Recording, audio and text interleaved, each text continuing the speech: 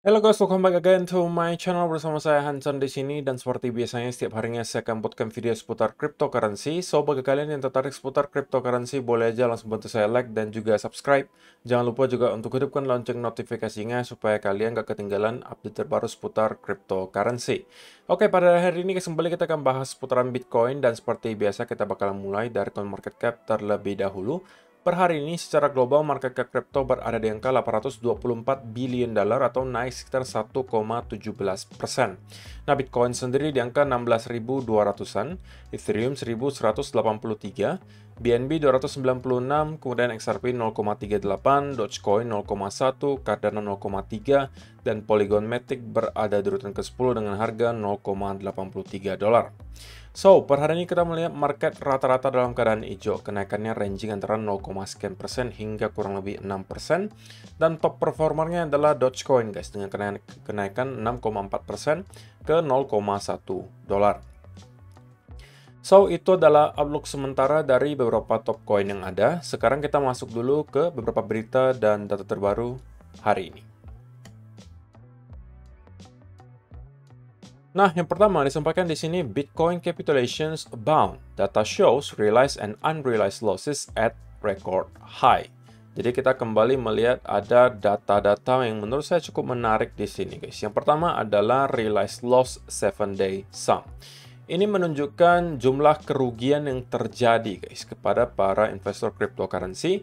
Dan setiap kali kita mendapatkan ada spike yang terjadi di sini, itu biasanya adalah fase kapitulasi dan kita bisa melihat biasanya harga itu drop cukup dalam. Terjadi beberapa kali dalam 2 tahun terakhir, guys. Pertama di bulan Mei 2021, tentunya kalian harusnya masih ingat kalau kalian sudah invest dari tahun 2021. Di mana kita mendapatkan drop kurang lebih 50% dari yang awalnya 64.000 menjadi kurang lebih 30 ribuan. Dan di sana kita melihat investor mengalami kerugian sebesar 14 billion dollar, guys. Atau kurang lebih 14 miliar dolar. Seterusnya, kita juga melihat hal yang serupa kembali terjadi di bulan Mei di 2022. Oke, alias baru kurang lebih setengah tahun yang lalu. Kerugiannya mencapai 13,8 billion dollar. Dan rekor tertinggi itu kita bisa lihat di bulan Juni 2022 itu minusnya sampai 19,8 billion dollar, guys. Oke. Dan kali ini di bulan November kita melihat sudah minus kurang lebih 10 billion dollar. Jadi dalam kurun waktu 1,5 tahun lah kita bisa katakan ya, sudah ada kerugian kurang lebih 50 sampai 60 billion dollar, guys, di market. Oke. Dan ini tentunya adalah sebuah hal yang sebenarnya wajar terjadi di bear market. Oke. Kenapa cycle-cycle sebelumnya kita tidak pernah melihat angka sebesar ini? Ya, jawabannya simple, guys. Karena pada saat itu harga Bitcoin tidak setinggi sekarang. Kapitalisasi marketnya juga belum terlalu besar. Otomatis ketika terjadi kerugian pun, angkanya tidak akan sebesar yang sekarang. Karena kalau di Maret 2020 kita melihat paling tinggi pun itu nyampe ke 4,6 billion dollar. Gitu ya. Jadi itu adalah yang pertama.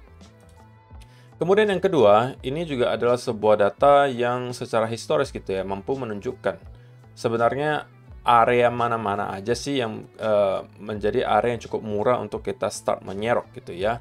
Itu adalah ketika kita menembus di atas 0,5 di sini, guys.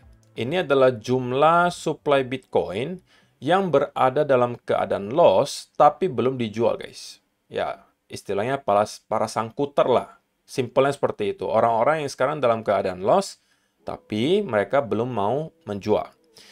Kalau misalnya kita perhatikan secara pattern-nya gitu ya, dari cycle ke cycle sebenarnya ini spike-nya semakin rendah gitu, guys. Di cycle 2014-2015, kita pernah mencapai paling tingginya itu unrealized loss itu adalah 85%. Alias kurang lebih 85% para holder gitu ya, dari total semua holder Bitcoin, itu dalam keadaan loss, 85%. Kalian bisa bayangkan. Cycle berikutnya, kita mencapai peak-nya di 71%. Oke? Alias 3/4 dari orang-orang yang nge-hold Bitcoin itu semuanya dalam keadaan loss. Oke? Sebelum pada akhirnya kita recover dan membentuk bull market yang baru. Jadi kita bisa melihat gitu ya, dari cycle ke cycle sebenarnya unrealized loss-nya itu semakin kecil. Nah, pertanyaannya, apakah kali ini kita juga akan melihat hal yang sama terjadi, alias spike-nya akan semakin rendah juga? Untuk sekarang, itu kita sudah melihat angka sampai 56%, alias lebih dari setengah para holder Bitcoin itu sekarang dalam keadaan loss, gitu ya. Jadi kalaupun kita masih akan drop lebih jauh, mungkin ke 12 atau 10.000, maka kemungkinan ini juga akan spike kembali ke atas dan mungkin bisa mencapai ke angka 60 atau bahkan 70%, gitu ya. Jadi itu adalah beberapa data hari ini yang menurut saya cukup menarik. Kemudian yang kedua, mungkin kalian juga udah dengar di mana gitu ya, atau di grup Telegram, karena di grup Telegram saya kebetulan sudah bekerja sama dengan Koinvestasi, guys. Jadi setiap ada berita baru itu akan langsung muncul di grup kita. Makanya kalian mungkin baru menyadari ya, 24 jam terakhir ada beberapa data yang atau berita terbaru yang langsung di-post ke grup gitu ya. Untuk kalian-kalian yang memang nggak pengen ketinggalan berita, kalian bisa langsung aja masuk ke grup Telegram gitu ya. Jadi setiap ada berita terbaru dari Koinvestasi nanti akan langsung di auto forward ke grup kita sehingga kalian bisa langsung baca di sana. Dan ini kita tahu dari semalam gitu. BlockFi files for bankruptcy, cites FTX collapse for its troubles. Jadi setelah kurang lebih beberapa minggu BlockFi nyetop withdrawal, alias kalian yang pakai BlockFi itu selama beberapa minggu terakhir itu nggak bisa withdraw sama sekali. Kali ini mereka menyatakan mereka bangkrut. Oke, jadi lagi-lagi kita melihat kasus FTX itu menyebar kemana-mana dan kali ini korbannya adalah BlockFi, gitu ya. Ini yang sekarang sebenarnya masih ditakutkan oleh market. Apa itu? Yaitu adalah kasus FTX ini bisa jadi menyebar kemana-mana dan membuat banyak sekali platform yang kemungkinan berinvestasi atau mempunyai dana di FTX itu juga akan terdampak dan bisa jadi seperti BlockFi ini menyatakan bangkrut juga. Nah, kita belum tahu yang mana-mana aja yang terdampak sebenarnya. Tapi untuk sementara belum ada sama sekali yang kelihatannya bermasalah selain BlockFi lagi di sini. Oke, belum ada rumor baru lagi istilahnya. Tetapi itulah yang sekarang membuat market dalam keadaan extreme fear. Oke, jadi kalau misalnya kita lihat beberapa platform belakangan itu yang rata-rata berkaitan dengan FTX itu rata-rata sudah menyatakan bangkrut gitu ya. Kita nggak tahu yang mana lagi yang akan keluar nantinya, tapi mudah-mudahan tidak ada lagi. Tetapi menariknya guys, kita melihat walaupun ada platform yang lumayan besar, BlockFi menyatakan bankrupt, tapi kita melihat market atau khususnya Bitcoin itu tidak drop terlalu parah lagi. Minus cuma 1-2%. Ini bisa jadi menunjukkan gitu ya, bahwa para sellers itu udah memang start untuk kehilangan tenaga gitu guys. Karena kalau misalnya para weak hands gitu ya, para paper hands itu harusnya sudah jual dari berminggu-minggu atau berbulan-bulan yang lalu gitu. Jadi yang tersisa sekarang itu rata-rata adalah long term holder. Tapi bukan berarti memang kita tidak bisa drop lebih jauh ya guys. Bisa aja. Tapi kita udah start untuk melihat pelemahan momentum bearish. Oke. Kalian bisa bayangkan ketika mungkin Bitcoin di harga 30-40 ribu, kalau ada berita seperti ini, bankruptcy di sebuah platform sebesar BlockFi, kita bisa jadi mendapatkan drop 10 atau 15%. Tapi kali ini dropnya cuma 1-2% guys. Nggak ada lagi yang mau jualan gitu. Sellersnya sudah berkurang sangat banyak. Walaupun kita nggak bisa pungkiri gitu ya, masih ada resiko sell-off yang terjadi nanti dari miners atau dari para penambang. Apabila misalnya Bitcoin nanti drop lagi ke harga mungkin 14.000, 13.000, itu akan kembali memaksa lebih banyak miners untuk shutdown operasionalnya, atau mereka memilih untuk menjual semua Bitcoin yang mereka punya untuk tetap dapat beroperasi. Gitu ya. Jadi itu adalah yang kedua. Kemudian yang ketiga, ini juga mungkin perlu kita perhatikan gitu ya. Ada seorang paus yang remove gitu ya, atau mengeluarkan 84.000 Ethereum, atau kalau value-nya sebesar 101 juta dolar dari Curve, itu dikirim ke Binance. Oke, jadi totalnya dia kirimnya, he transfer a total of 73,000 Ethereum, atau kurang lebih 85 juta dolar to Binance, leaving 11,884. Jadi dari total yang sudah dia keluarkan dari Curve 84.000, 73.000-nya itu dia sudah masukkan ke dalam Binance. Jadi ini tentunya bukan berita baik gitu guys. Kenapa? Karena sekali lagi biasanya ketika seseorang itu menarik asetnya keluar dari sebuah platform dan dimasukkan ke dalam exchange, maka kemungkinan terbesarnya itu adalah tujuannya untuk dijual, gitu ya. Dan kalau misalnya kita melihat memang orang ini mau menjual gitu ya, totalnya kurang lebih 85 juta dolar, maka ya kita bisa kembali melihat selling pressure terjadi di Ethereum terutama. Dan ketika Ethereum sell off, saya juga tidak yakin altcoin lainnya bakalan bertahan. Kemungkinan juga akan ikutan ketarik turun, Bitcoin juga kemungkinan bakalan ikutan. Jadi ini yang perlu kita perhatikan ya guys. Dan juga kalau misalnya kalian perhatikan, itu ada update-nya lagi. It appears that address yang di sini also belong to this whale. They transfer out Ethereum almost at the same time. Address removed 38,900 Ethereum from Curve 5 days ago and all transferred to crypto.com in the past 24 hours. Jadi ada lanjutannya di sini guys. Setelah tadi dia mengeluarkan Ethereum kurang lebih 80.000 dan kemudian 70 ribuannya dimasukkan ke dalam Binance, ternyata dia juga punya wallet lain, oke? Dan dia menarik kurang lebih 38.900 Ethereum yang total value-nya kurang lebih 45 juta dolar. Dan dalam 24 jam terakhir, itu semuanya sudah dimasukkan ke dalam crypto.com.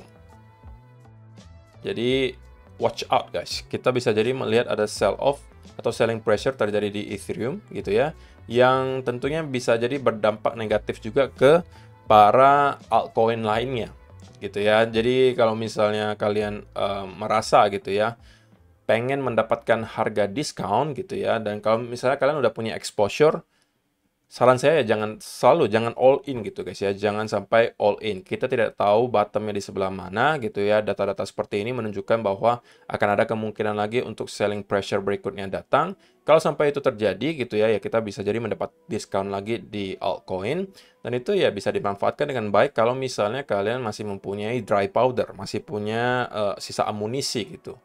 Jadi jangan sampai all in gitu ya. Kalau dikasih harga murah lagi, kalian masih bisa serok di bawah dengan harga mungkin diskon 20-30% lagi dari sini. Mungkin di semua coin. Kalau Ethereum down, misalnya down 15-20%, saya rasa yang lain juga minimal 15-20% dropnya. Itu yang perlu kalian ketahui. Oke, sebelum kita masuk ke chart guys, untuk kalian yang belum tahu, Bybit lagi mengadakan sebuah event yang luar biasa menarik. Kenapa? Dengan mendaftarkan diri kalian ke Bybit saja, kalian berkesempatan memenangkan reward hingga 30.000 dolar guys sekarang. Oke, 30.000 dolar. Kalian bisa cek semuanya syarat dan ketentuannya di sini. 30.000 dolar berarti kurang lebih 450 juta guys. Oke. Dan kalian bisa ikuti semua syarat dan ketentuannya di sini gitu ya. Dan kalian kalau belum punya account Bybit, ini kalian bisa aja langsung klik link yang ada di kolom description box di bawah untuk mendaftar. Dengan mendaftar dengan link tersebut, kalian berkesempatan untuk mengikuti event yang ada di sini. Kalian bisa mendapatkan reward hingga 30-an ribu dolar. Nah, kenapa di Bybit? Pertama, Bybit sudah melakukan proof of reserve. Kedua, semua fitur yang kalian perlukan di sebuah exchange akan kalian temukan di sini. Kalian bisa trading NFT, kalian bisa trading spot maupun futures, kalian bisa staking fleksibel, kalian bisa ikutan launchpad, kalian bisa ikutan launch pool, ada buy votes-nya, semuanya ada di sini. Jadi kalau misalnya kalian perlu exchange untuk melakukan diversifikasi aset, saya rasa Bybit bisa menjadi salah satu yang kalian consider, gitu ya. Jadi silakan langsung aja klik link ada di kolom description box di bawah untuk mendaftar, dan kalian bisa mengikuti berbagai event yang berhadiah cukup besar dari Bybit. So, sekarang kita langsung masuk ke chartnya Bitcoin guys, dan saya pengen langsung mulai dari time frame kecil saja gitu ya, karena sekali lagi di time frame besar kita cenderung melihat tidak ada pergerakan sama sekali. Nah, untuk sementara sebenarnya gitu ya, kalian bisa melihat kemarin itu kita mendapatkan adanya potensial gitu ya, fake out yang terjadi di sini. Oke, kita sempat breakdown kemudian tapi kita kembali naik ke atas. Dan sekarang kita sebenarnya gitu ya, terlihat mampu terkonsolidasi dengan cukup baik di bawah area, bukan di bawah, tapi di area trendline di sini guys. Oke, dan dengan adanya hal ini gitu ya, saya bisa melihat Bitcoin untuk kembali at least nge-retest ke sekitaran area-area di sini guys. Oke, sekali lagi saya udah sampaikan di video kemarin guys, selama kita bertahan di atas trendline ini akan lebih make sense kalau kita mencari long setup gitu ya. Setupnya tergantung kalian. Apakah kalian tipikalnya agresif? Kalau kalian agresif, bisa jadi kalian langsung buy gitu ya. Ketika kita menyentuh ke area trend di sini, dan seharusnya kalian sekarang sudah dalam keadaan cuan. Tapi kalau kalian tipikalnya konservatif, maka bisa jadi kalian menunggu akan adanya pattern yang tercipta di sini. Oke, bisa jadi kalian manfaatkan ini, mungkin potensial adalah double bottom gitu ya, dan kita break dari neckline yang di sekitaran sini. Tapi kalau misalnya kalian masuk dari sini, harusnya sekarang kalian dalam keadaan floating loss gitu ya. Tapi ini tentunya belum terinvalidasi selama kita tidak kembali breakdown di bawah area low di sini. Oke. Dan untuk sementara, saya rasa probability-nya masih lebih tinggi bahwa dari sini kita akan at least melihat Bitcoin untuk mencoba nge-retest lagi ke sekitaran area 16.400-an. Oke, kalau ini mampu kita jebol, saya rasa chance-nya cukup besar bahwa kita akan kembali ke sekitaran area 17.000. Kenapa? Karena kalau misalnya kita melakukan hal ini, maka kita kembali membuat sebuah pattern baru, guys. Apa itu? Kalau misalnya kalian cek, maka ini kita bisa consider sebagai potensial inverse head and shoulder, gitu ya. Dan ini adalah sebuah pattern reversal tentunya. Dan ini bisa kalian manfaatkan lagi kalau misalnya kalian tipikalnya konservatif gitu dan mungkin pengennya hanya short term saja di sini. Dan bisa menargetkan minimal ke area 17.000. Tapi kalau misalnya kita melihat pergerakan naik ke atasnya cukup impulsif gitu ya, alias dorongan ke atasnya cukup kuat, maka 17.000 bisa jadi hanya target pertama. Kalau kita mampu break di atas area ini, maka next target sudah ada di 18.000. Dan ini adalah area yang paling krusial menurut saya. Kalau kita sampai mampu reclaim di atas area ini, maka untuk midterm, saya malah akan flip ke arah bullish. Kalau kita mampu konsolidasi di atas area 18.500. Untuk kalian-kalian yang sudah menonton video saya dari berhari-hari yang lalu, harusnya sudah tahu akan outlook ini. Nah, titik invalidasinya tentunya simple banget. Kalau ternyata kita mampu breakdown dan kemudian consolidate di bawah area trend ini, maka semua senario di sini terinvalidasi. Oke, dan dari sini saya tidak akan sell juga, guys. Kenapa? Karena kalau misalnya kita sell dari sini, kita turun sedikit, kita sudah ketemu lagi dengan area support, gitu ya, yang ada di sekitaran area 15.700 sampai 15.600-an. Ini adalah area support atau low terakhir, gitu ya. Jadi secara RR ini tidak akan memadai. Jadi kalau misalnya kita pun sell off gitu ya, saya mungkin akan tetap prefer gitu ya untuk mempersiapkan long setup. Kalau ternyata kita sudah kembali ke sekitaran area 14.000 sampai 12.000, ini sekali lagi adalah area sweet spotnya bagi saya untuk cari swing long dari sini. Dengan cara pertama tentunya saya melihat harus ada indikasi pelemahan momentum bearish di time frame 4 hour atau daily, mungkin bisa jadi berupa ada pattern atau misalnya ada indikasi dari indikator berupa bullish divergence. Diikuti di time frame kecil misalnya ada pattern reversal juga seperti mungkin falling wedge atau ada inverse head and shoulder atau misalnya ada double bottom. Nah, dari sini saya akan mencari peluang untuk swing long. Gitu ya. Jadi itu yang saya bisa lihat untuk sekarang, guys. Tapi kalau misalnya kalian memang lebih prefer untuk mencari peluang untuk short, katakanlah, maka saya lebih prefer untuk menunggu Bitcoin antara dia kembali ke area 17.000 di sini, dan kalau misalnya kalian menemukan ada indikasi bearish, ini mungkin bisa menjadi peluang setup, atau di atas ini di sekitaran 18.000. Ini lebih baik lagi secara risk and reward. Gitu ya. Jadi itu yang perlu saya sampaikan untuk video hari ini, guys. Semoga bermanfaat untuk kalian semua. Terima kasih yang sudah menonton sampai selesai, dan kita bakalan ketemu lagi di video yang berikutnya. Bye-bye.